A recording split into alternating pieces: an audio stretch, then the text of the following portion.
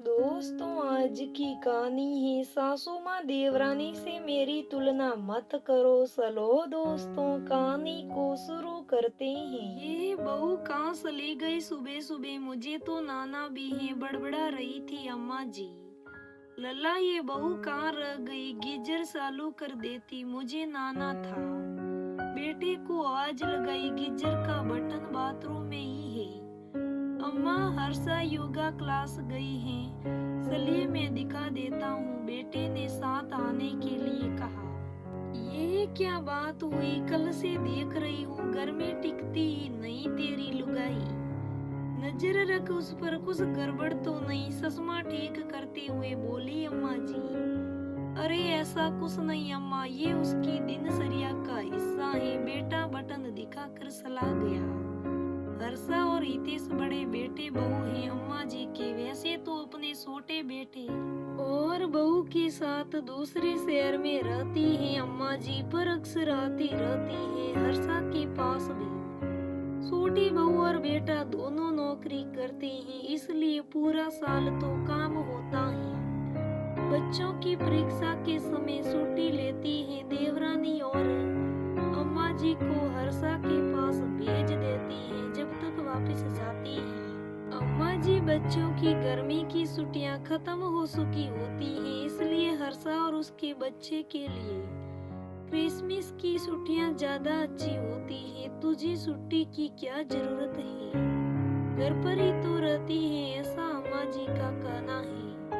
क्योंकि हर्षा एक हाउसवाइफ है, एक माँ को भी बहुत सारे काम होते हैं, खासकर जब बच्चे स्कूल में हो। स्कूल घर तरह तरह की हॉबी क्लासेज और स्कूल प्रोजेक्ट, इस कामों से तो रविवार को भी छुट्टी नहीं मिलती। पर जब अम्मा जी आती है, पूरी कोशिश करती है हर्षा की उन्हें टाइम और आराम दे। इसी दौरान अपनी सहेलियों की मदद ले लेती है कभी कभी, ताकि अम्मा जी को अकेला महसूस ना हो। पर अम्मा जी से हर दिन ही तो प्यार से रहती है।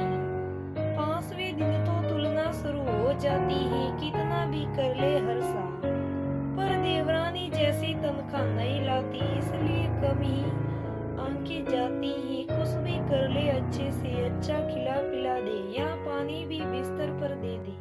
अम्मा जी की एक ही शिकायत थी कि बहू घर पर रहती है। इस बार तय कर लिया था हर्षा ने भी, कुछ भी हो जाए बिल्कुल नहीं बैठना है अम्मा जी के सामने। पति देव से कहकर 2 क्लासेज उसने भी ज्वाइन कर ली। बच्चों के काम तो थे ही, सुबह से शुरू होती हर्षा, पूरा दिन आना जाना लगा रहता था। रात के 10 बजे तक घर के बाहर के कामों में उलझी रहती, तब तक माँ जी सो चुकी होती। 2-3 दिन तो कुछ नहीं बोली अम्मा जी, फिर बेटे से पूछा। बेटे ने भी उचित जवाब नहीं दिया। अब तो बोर होने लगी अम्मा जी।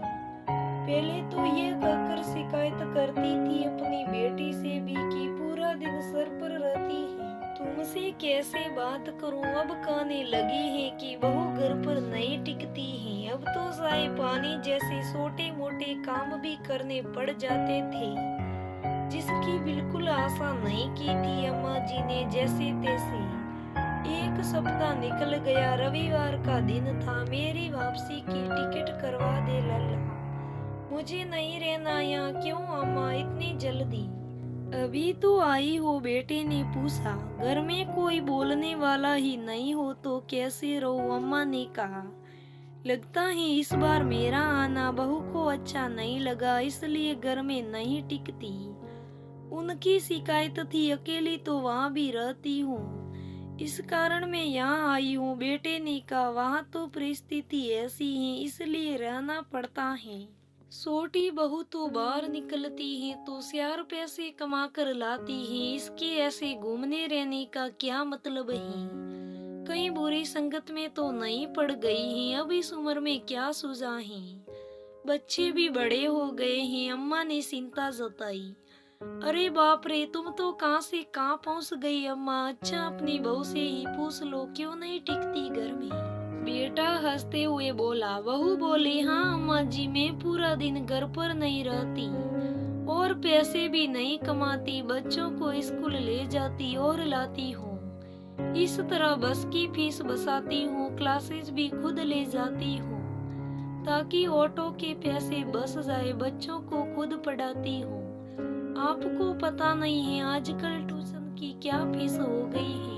हर जगह साथ जाकर अपने बच्चों का ध्यान भी रखती हूँ। मैं कमाती नहीं हूँ, पर सारा काम खुद करके एक तरह से आपके बेटे की मदद भी कर रही हूँ। खाली टाइम मुझे भी मिलता है, पर आपकी आदत पता है मुझे, बैठा देखा नहीं कि तानेबाजी और तुलना शुरू हो जाती है आपकी, इसलिए जाकर सो जाती हूँ ताकि ताने ना सुनने पड़े। बहू ने जवाब दिया, हाँ तो मैं कौन सी रोज रोज आती हूँ, अब इतना भी नहीं सा जाता, तुमसे तो अच्छी है छोटी बहू, पूरा साल रखती है मुझे, अमानत की तरह छोड़कर गई है तेरे पास मुझे, 4 दिन संभाल भी नहीं सकती। मुंह बिगाड़ कर अम्मा जी ने कहा, अमानत थी तो लॉकर में रखती, यहाँ क्यों छोड़ा जाया करती है। गुस्सा आ रहा था उसे, बस हो गया हंसा, वो मेरी माँ है।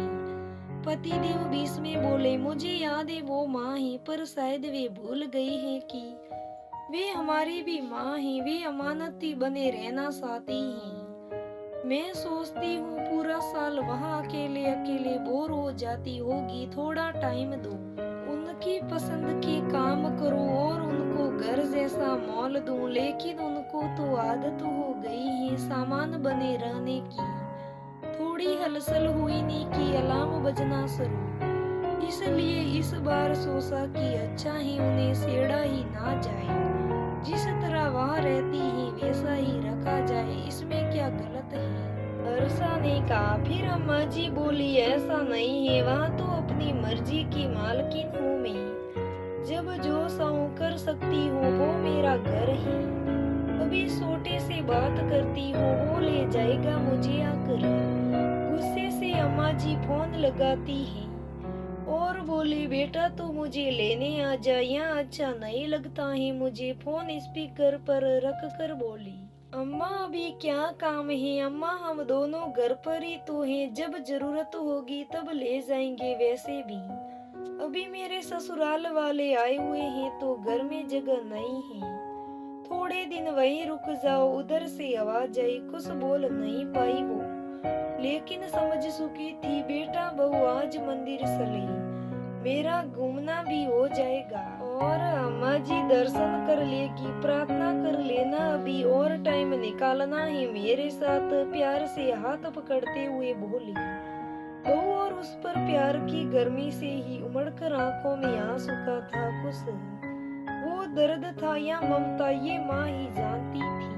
अम्मा जी को आज तक बड़ी बहू की कदर नहीं थी, और आज जब छोटे बेटे बहू ने ये जवाब दिया तो उन्हें समझ में आ गया कि ये बहू कितनी अच्छी है, मेरी हर बात सुनती है। वहाँ तो मुझे जरूरत पड़ने पर ही बुलाया जाता है। दोस्तों, तो ऐसी सोच नहीं रखनी चाहिए, अपनी दोनों बहुओं को एक समान रखना चाहिए, उनमें कोई भेदभाव नहीं रखना चाहिए। दोस्तों, ये कहानी के जरिए हमें यही सीख मिलती है कि सास बहू को मिलकर रहना चाहिए और अपनी बहुओं में तुलना नहीं करनी चाहिए। दोस्तों, आज की कहानी कैसी लगी मुझे कमेंट करके जरूर बताना। अगर कहानी अच्छी लगे तो लाइक करना, शेयर करना, मेरे चैनल को सब्सक्राइब करना। धन्यवाद दोस्तों, हम फिर मिलेंगे।